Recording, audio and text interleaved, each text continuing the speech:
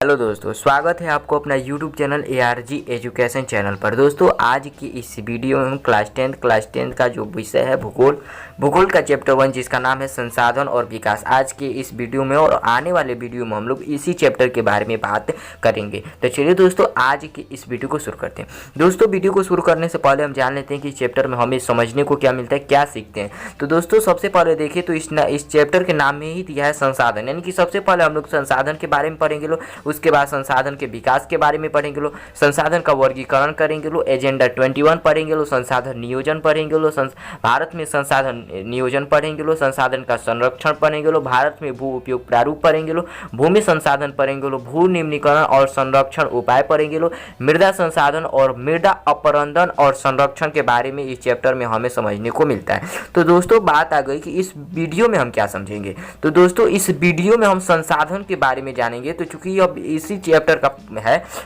का है तो इस चैप्टर का यह वीडियो जो होगा पार्ट 1 होगा। इस चैप्टर का यह वीडियो जो होगा पार्ट 1 होगा, यानी कि इसमें हम लोग पूर्णतः विस्तार से संसाधन के बारे में जानेंगे। वैसे तो संसाधन के बारे में हमारे चैनल पर बहुत सारे वीडियो हैं, लेकिन वो सारे 8 क्लास थे, ठीक है। तो आज हम लोग क्लास 10 वाले को समझने वाले हैं। तो चलिए आज की इस वीडियो को शुरू करते हैं। दोस्तों सबसे पहले हम लोग जानते हैं संसाधन के बारे में। इस चैप्टर का नाम है संसाधन और विकास।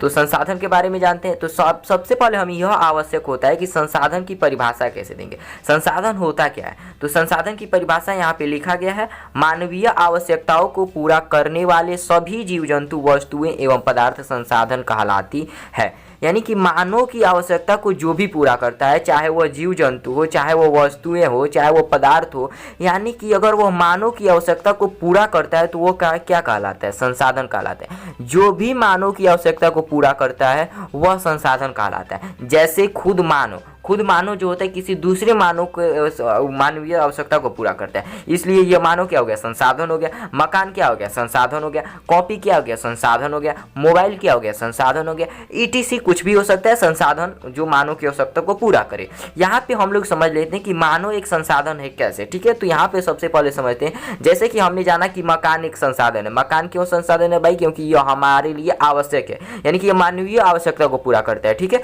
तो इसलिए मानव के मकान क्या एक संसाधन है। और मकान जो बनता है इसमें मजदूर भी लगते हैं, कई सारे चीज लगता है जिसमें मजदूर भी लगते हैं। अब ये मजदूर जो होते हैं, ये मजदूर होता है कौन, तो मजदूर होते हैं मनुष्य, या फिर कह सकते हैं कि मानव होते हैं। तो ये मनुष्य जो होता है, देखेंगे मानव जो है एक संसाधन का निर्माण कर रहा है और खुद यह संसाधन का उपयोग भी करेगा। यहाँ से हमने देख लिए कि मानव जो है संसाधन का निर्माण कर रहा है और खुद यह संसाधन का उपयोग भी करेगा। क्या करता है, तो यहाँ पे एक फैक्ट बनता है कि मानव एक ऐसा संसाधन है जो संसाधन का निर्माण भी करता है और उपयोग दोनों करता है। यानी कि देखिए कि यहाँ से यह संसाधन का निर्माण भी कर रहा है और यह संसाधन का उपयोग भी कर रहा है। तो मानव एक ऐसा संसाधन है जो संसाधन का निर्माण भी करता है और संसाधन का उपयोग दोनों करता है। तो यहाँ से तो क्लियर हो गया कि यह संसाधन है और संसाधन का निर्माण और उपयोग दोनों करता है। अब समझते हैं संसाधन का वर्गीकरण, ठीक है। यहाँ से संसाधन का वर्गीकरण समझते हैं। तो संसाधन का वर्गीकरण निम्न प्रकार से किया जा सकता है, यानी कि 4 प्रकार से यहाँ पे होगा। संसाधन का वर्गीकरण 4 प्रकार से किया जा सकता है। चलिए देखते हैं वो 4 कौन कौन से, ठीक है। तो यहाँ पे सबसे पहले समझिएगा, सबसे पहला है उत्पत्ति के आधार पर, दूसरा है साम्यपत्या के आधार पर, और तीसरा है स्वामित्व के आधार पर, और चौथा है विकास के स्तर के आधार पर। अब यहाँ पे थोड़ा समझिएगा, उत्पत्ति के आधार पर जो संसाधन होता है इसके अंतर्गत भी संसाधन 2 प्रकार का होता है। पहला होता है जैव और दूसरा होता है अजैव। यानी कि उत्पत्ति के आधार पर जो संसाधन होता है जैव और अजैव, यानी 2 प्रकार का होता है। दूसरा होता है समाप्यता के आधार पर जो संसाधन होता है, इसमें भी 2 प्रकार का होता है। कौन कौन, नवीकरण योग्य और अनवीकरण योग्य संसाधन, यानी कि नवीकरण योग्य संसाधन और अनवीकरण योग्य संसाधन। तीसरा हमने जो बांटा था वो है स्वामित्व के आधार पर, और स्वामित्व के आधार पर जो संसाधन होता है वो 4 प्रकार का होता है। कौन कौन, व्यक्तिगत संसाधन, सामुदायिक संसाधन, राष्ट्रीय संसाधन और अंतरराष्ट्रीय संसाधन, ये 4 प्रकार का होता है। विकास के स्तर के आधार पर भी जो संसाधन होता है वो भी 4 प्रकार का होता है। याद रखिएगा ये भी 4 प्रकार का होता है। संभावित संसाधन, विकसित संसाधन, भंडार संसाधन और संचित कोष संसाधन। यानी कि हमने टोटल देख लिया। देखेंगे तो उत्पत्ति के आधार पर 2 था, साम्यपता के आधार पर 2 था, स्वामित्व के आधार पर 4 था और यहाँ पे विकास के स्तर के आधार पर 4 था। इन सब के बारे में हम लोग विस्तृत जानकारी आज की इस वीडियो में करेंगे। तो चलिए सबसे पहले हम लोग देखते हैं उत्पत्ति के आधार पर जैव और अजैव को। तो चलिए सबसे पहले इरेज कर लेते हैं, उसके बाद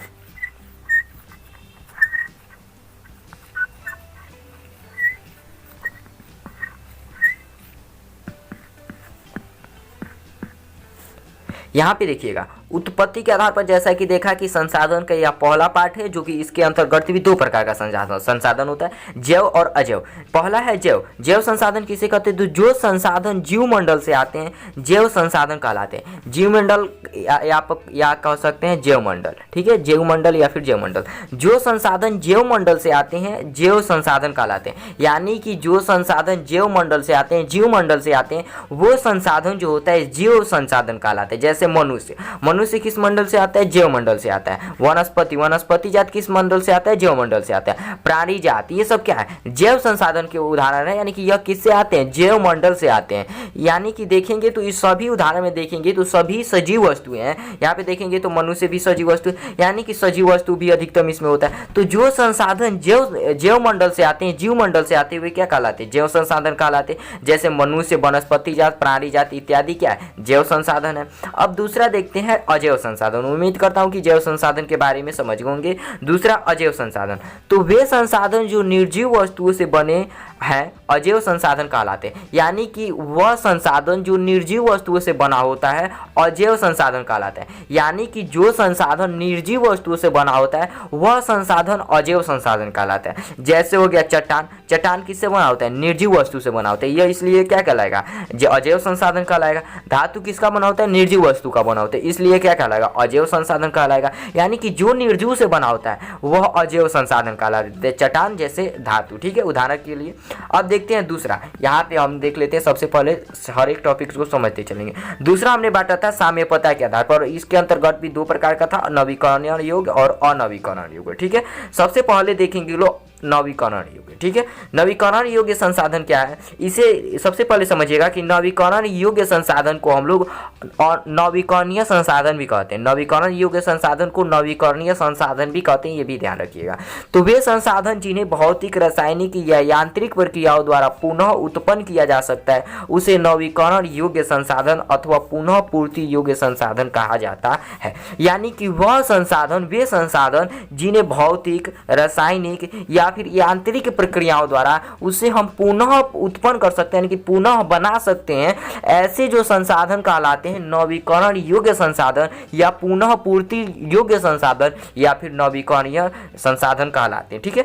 तो यानी कि इन संसाधनों को क्या किया जाता है कि भौतिक या रासायनिक या फिर यांत्रिक प्रक्रियाओं द्वारा पुनः हम उसे उत्पन्न कर सकते हैं, उत्पन्न किया जा सकता है। ऐसे ही संसाधन नवीकरण योग्य संसाधन कहलाते हैं। उदाहरण के लिए ले सकते हैं सौर, पवन ऊर्जा, जल, वन इत्यादि, ये सब क्या है? नवीकरण योग्य संसाधन है। क्यों? क्योंकि इन सब को हम लोग पुनः उत्पन्न कर सकते हैं, फिर से बना सकते हैं, पुनः उत्पन्न कर सकते हैं, पुनः निर्माण कर सकते हैं, इसलिए यह नवीकरण योग्य संसाधन के अंतर्गत आते हैं। उम्मीद करता हूँ नवीकरण योग्य संसाधन के बारे में समझ होंगे। दूसरा देखते हैं, सबसे पहले इसके बारे में जान लेते हैं। इन संसाधनों को सतत अथवा प्रवाह संसाधनों में विभाजित किया गया है। यानी कि नवीकरण योग्य संसाधन जो है इसको सतत अथवा यानी कि सतत अथवा प्रवाह संसाधनों में फिर से इसे विभाजित कर सकते हैं, विभाजित किया गया है, ठीक है। अब दूसरा देखते हैं अनवीकरण योग्य संसाधन। अनवीकरण योग्य संसाधन किसे कहते हैं ये थोड़ा हम लोग समझते हैं। तो वे संसाधन जिन्हें भौतिक, रासायनिक या यांत्रिक प्रक्रियाओं द्वारा पुनः उत्पन्न नहीं किया जा सकता है उसे अनवीकरण योग्य संसाधन कहते हैं। यानी कि वह संसाधन ठीक इसका विपरीत होता है, नवीकरण योग्य संसाधन के ठीक विपरीत होता है। यानी उसमें पुनः उत्पन्न किया जाता है और इसमें पुनः उत्पन्न नहीं किया जा सकता है। तो समझते हैं, तो वे संसाधन जिन्हें भौतिक प्रक्रिया, रासायनिक प्रक्रिया या फिर यांत्रिक प्रक्रियाओं द्वारा हमें इसे पुनः उत्पन्न नहीं कर सकते, पुनः निर्माण नहीं कर सकते हैं, उस ऐसे संसाधन अनवीकरण योग्य संसाधन कहलाते हैं। समझ गए?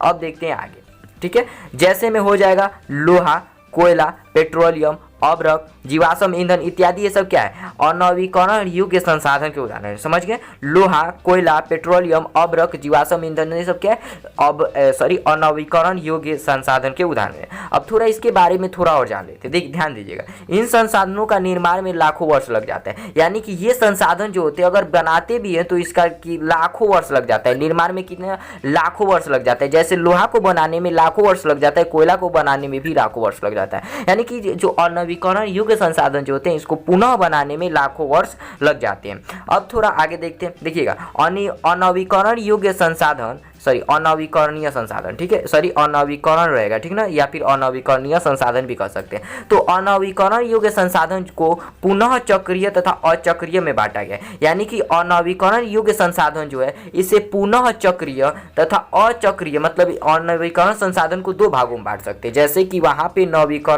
नवीकरण, ठीक है, थोड़ा समझिएगा, नवीकरण योग्य संसाधन, नवीकरण योग्य संसाधन जो था, संक्षेप में लिख दे रहा हूं, नवीकरण योग्य संसाधन को एक पार्ट में बांटा था, सतत, ठीक है, सतत में बांटा था। वैसे ही अनवीकरण योग्य संसाधन जो है इसको दो भागों में बांट रहा है, अनवीकरण, ठीक है, अनवीकरण योग्य संसाधन, अनवीकरण योग्य संसाधन को क्या कर रहा है, दो भागों में बांटा जा सकता है। पहला कौन सा, चक्रीय, ध्यान दीजिएगा, पहला है चक्रीय, यानी कि पुनः चक्रीय, ठीक है, पहला है पुनः चक्रीय और दूसरा है अचक्रीय, पुनः चक्रीय और अचक्रीय, ठीक है, याद रखिएगा, पुनः चक्रीय और अचक्रीय भागों में बांटा गया किसको, अनवीकरण योग्य संसाधन को, ठीक है। तो उम्मीद करता हूं आप इतना तो समझ गए। कुछ संसाधन जैसे धातु इत्यादि पुनः चक्रीय तथा कुछ धातु जैसे जीवाश्म ईंधन इत्यादि अचक्रीय के अंतर्गत जीवाश्म ईंधन आते हैं। देखिए, कह रहे कि धातु जो है, धातु के साथ साथ कुछ और भी हो सकते हैं, इसे यह जो होता है पुनः चक्रीय के अंतर्गत आते हैं। जैसे जीवाश्म हो जाता है और जीवाश्म ले लें तो यह अचक्रीय के अंतर्गत आता है, ठीक है, अचक्रीय के अंतर्गत आते हैं, ठीक है, ये नहीं होगा, अचक्रीय के अंतर्गत आते हैं, यानी कि धातु जो होता है पुनः चक्रीय के अंतर्गत आता है और धातु जो होता है पुनः चक्रीय के अंतर्गत आता है और जीवाश्म ईंधन जो होता है अचक्रीय के अंतर्गत आता है, ठीक है। तो याद रखिएगा। अब आगे बढ़ते हैं, स्वामित्व के आधार पर देखते हैं, ठीक है। ये देखिए, सबसे पहले समझ लेते हैं यहाँ पे ये कौन सा पार्ट है। देखिए, संसाधन को हमने चार भागों में बांटा था, जिसमें हम लोग दो को समझ लिए। तीसरा है स्वामित्व के आधार पर, और स्वामित्व के आधार पर जो संसाधन था वो चार प्रकार से इसके अंतर्गत भी था, व्यक्तिगत, सामुदायिक, राष्ट्रीय और अंतर्राष्ट्रीय। इन चारों के बारे में अब हम समझेंगे, तो चलिए देखते हैं इन सब के बारे में भी।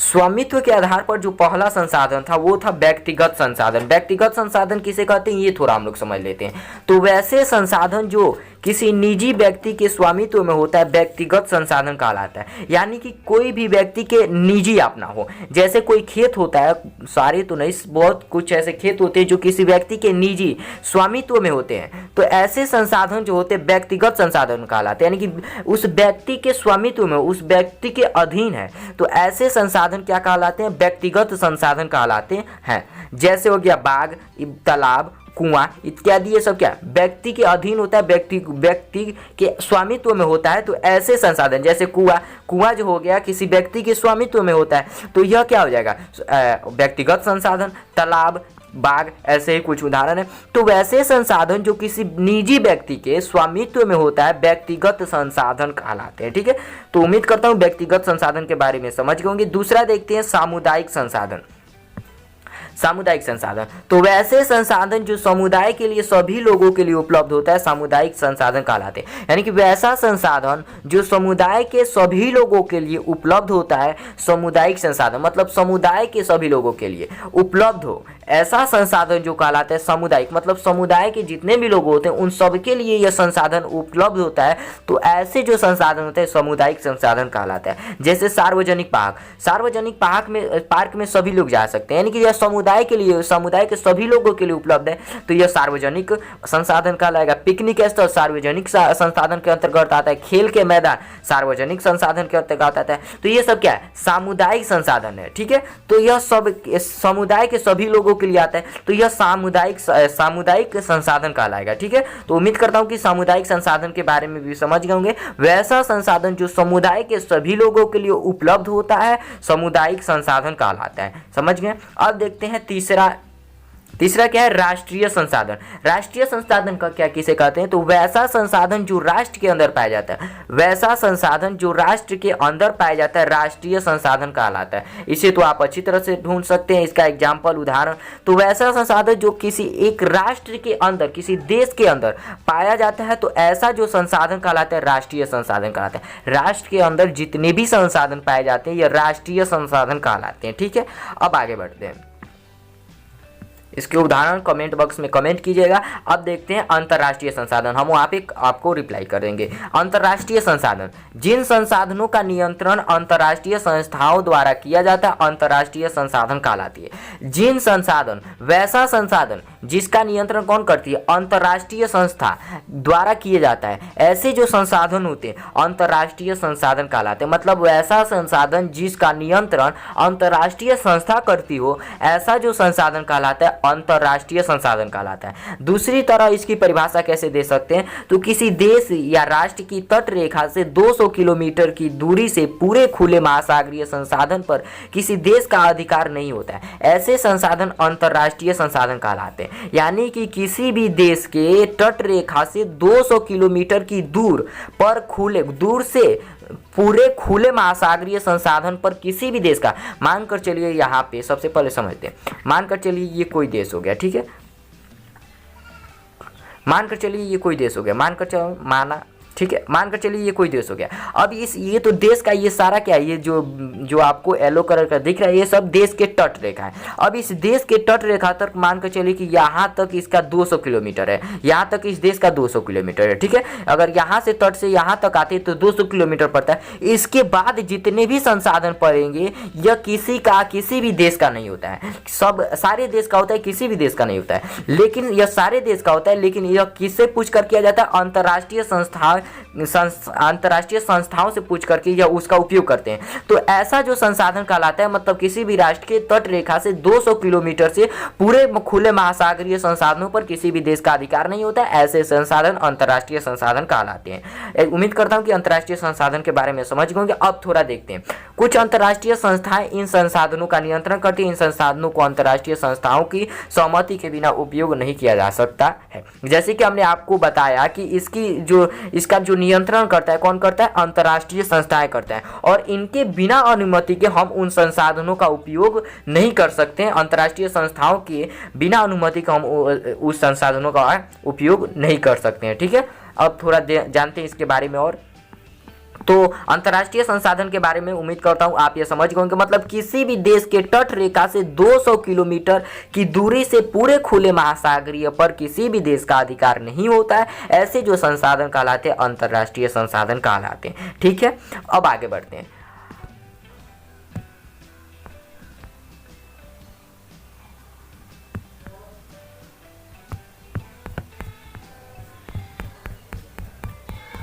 जैसे कि संसाधन को हमने 4 भागों में बांटा था, जिसमें हम लोगों ने 3 पार्ट्स को देख लिया। चौथा पार्ट से विकास के स्तर के आधार पर, और इसके अंतर्गत भी जो संसाधन थे 4 प्रकार के थे। हमने देखा था संभावी, विकसित, भंडार और संचित कोष। इन चारों के बारे में अब हम लोग समझते हैं। ठीक है, तो चलिए जानते हैं स्पष्ट इन चारों के बारे में भी। ठीक है, विकास के स्तर के आधार पर जो संसाधन था हमने अभी देखा कि 4 प्रकार से था। अब इन चारों के बारे में थोड़ा देखते हैं। पहला था संभावी संसाधन। संभावी संसाधन किसे कहते हैं भाई, तो वैसा संसाधन जो किसी प्रदेश में विद्यमान होता है परंतु इनका उपयोग नहीं किया गया है, संभावी संसाधन कहलाते हैं। यानी कि वैसा संसाधन जो किसी प्रदेश में उपलब्ध है, विद्यमान है, परंतु इन संसाधनों का अभी तक उपयोग नहीं किया गया है, ऐसे जो संसाधन कहलाते हैं संभावी संसाधन कहलाते हैं। यानी कि वह संसाधन किसी प्रदेश में उपलब्ध है, किसी क्षेत्र में विद्यमान है या उपलब्ध है, परंतु इन संसाधनों का अभी तक उपयोग नहीं किया गया है, ऐसे जो संसाधन कहलाते हैं संभावी संसाधन कहलाते हैं। उम्मीद करता हूं कि आप यह समझ गए होंगे संभावी संसाधन के बारे में। अगर इसकी दूसरी तरह से परिभाषा कैसे दे सकते हैं, देखिएगा, किसी भी देश या क्षेत्र में कुछ ऐसे संसाधन होते हैं जिनका उपयोग वर्तमान समय में नहीं हो रहा होता है, ऐसे संसाधन संभावी संसाधन कहलाते हैं। ठीक वैसा ही परिभाषा है। यानी कि यह भी किसी देश, देखिएगा, किसी भी देश या क्षेत्र में कुछ ऐसे संसाधन होते हैं जिनका उपयोग वर्तमान समय मतलब अभी नहीं हो रहा है, ऐसे जो संसाधन कहलाते हैं संभावी संसाधन। मतलब अभी वर्तमान समय में नहीं उपयोग हो रहा है, यानी कि आने वाले समय में उपयोग किया जा सकता है, लेकिन वर्तमान समय में अभी उपयोग नहीं हो रहा है, ऐसे जो संसाधन कहलाते हैं संभावी संसाधन कहलाते हैं। जैसे में गुजरात और राजस्थान में उपलब्ध सौर और पवन ऊर्जा इत्यादि। गुजरात और राजस्थान में जो सौर ऊर्जा और पवन ऊर्जा जो है, यह सब संभावी संसाधन के उदाहरण है। यानी कि इनका अभी वर्तमान समय में उपयोग नहीं किया जा रहा है, आने वाले समय में उपयोग किया जा सकता है। यानी कि संभावना है कि आने वाले समय में हम इसका उपयोग कर सकते हैं, परंतु वर्तमान समय में ऐसा उपयोग नहीं कर रहे हैं। ठीक है, तो उम्मीद करता हूं कि आप संभावी संसाधन के बारे में समझ गए होंगे। अब जानते हैं विकसित संसाधन। विकसित संसाधन किसे कहते हैं भाई? तो वे संसाधन जिन्हें सर्वेक्षण किया जा चुका है और उनका उपयोग की गुणवत्ता और मात्रा निर्धारित की जा चुकी है, ऐसे संसाधन विकसित संसाधन कहलाते हैं। यानी कि वे संसाधन जिनका सर्वेक्षण किया जा चुका है और उनके उपयोग की गुणवत्ता, यानी कि उनके उपयोग की गुणवत्ता और मात्रा जो है निर्धारित कर दी गई है, निर्धारित की जा चुकी है, ऐसे संसाधन जो होते हैं विकसित संसाधन कहलाते हैं। यानी कि इनका सर्वेक्षण किया जा चुका है और इनके उपयोग की जो गुणवत्ता है, जो मात्रा है, यह निर्धारित की जा चुकी है, ऐसे जो संसाधन कहलाते हैं विकसित संसाधन कहलाते हैं। उम्मीद करता हूँ आप ये समझ गए होंगे। तीसरा देखते हैं, 4 था इसमें, तीसरा भी हम लोग देख रहे हैं। तीसरा है भंडार संसाधन। भंडार संसाधन किसे कहते हैं? तो वे पदार्थ जो पर्यावरण में उपलब्ध हैं और मानव की आवश्यकताओं की पूर्ति कर सकते हैं। यानी कि वे संसाधन जो अभी पर्यावरण में उपलब्ध है और मानव की आवश्यकता को पूर्ति कर सकते हैं, परंतु उपयुक्त प्रौद्योगिकी के अभाव में उसकी पहुंच से बाहर है, ऐसे भंडार संसाधन कहलाते हैं। ऐसे संसाधन जो कहलाते हैं भंडार संसाधन कहलाते हैं। यानी कि यह संसाधन जो होता है पर्यावरण में उपलब्ध होता है और मानव की आवश्यकता को यह पूर्ति कर सकता है, भर सकता है, परंतु प्रौद्योगिकी के अभाव के कारण यह हमारी पहुंच से बाहर है, ऐसे जो संसाधन कहलाते हैं भंडार संसाधन कहलाते हैं। जैसे नदी के जल से पानी बिजली परियोजना द्वारा पानी निकाल ली जा सकती है। यानी कि नदी के जल से पानी बिजली परियोजना द्वारा पानी निकाली जा सकती है, ऐसे संसाधन भंडार संसाधन कहलाते हैं। यानी कि वह अभी पर्यावरण में उपलब्ध है और यह मानव की आवश्यकता को पूरा कर सकते हैं, परंतु प्रौद्योगिकी के अभाव के कारण यह हमारे पहुंच से अभी बाहर है, तो ऐसे जो संसाधन कहलाते हैं प्रौद्योगिक संसाधन कहलाते हैं। अब देखते हैं इसका चौथा पार्ट देखते हैं। उम्मीद करता हूँ कि आप यह समझ गए होंगे विकसित संसाधन के बारे में। अब समझते हैं संचित कोश संसाधन, सॉरी भंडार संसाधन, इसके बाद है संचित कोश संसाधन। संचित कोश संसाधन किसे कहते हैं? तो वे पदार्थ जो पर्यावरण में उपलब्ध है, जिनके उपलब्ध तकनीकी ज्ञान की सहायता से प्रयोग में लाया जा सकता है, परंतु इनका उपयोग अभी आरंभ नहीं हुआ है, ऐसे संसाधन संचित कोश संसाधन कहलाते हैं। यानी कि वे पदार्थ जो अभी पर्यावरण में उपलब्ध है, जिन्हें उपलब्ध तकनीकी ज्ञान की सहायता से प्रयोग में लाया जा सकता है। यानी कि यह संसाधन अभी पर्यावरण में उपलब्ध है और उपलब्ध तकनीकी, अभी जो तकनीकी है, इसकी ज्ञान की सहायता से हम इसे प्रयोग में ला सकते हैं, परंतु इनका उपयोग अभी आरंभ नहीं हुआ, लेकिन हम उसको उपयोग में ला सकते हैं, लेकिन अभी इसका उपयोग आरंभ नहीं हुआ है। ऐसे जो संसाधन कहलाते हैं संचित कोश संसाधन कहलाते हैं। तो एक बार और समझिएगा, यह संसाधन पर्यावरण में उपलब्ध है, जिनकी अभी जो तकनीकी है, इस तकनीकी की सहायता से हम इसे प्रयोग में ला सकते हैं, अपने उपयोग में ला सकते हैं, परंतु इनका अभी तक उपयोग नहीं किया गया, अभी आरंभ नहीं हुआ है।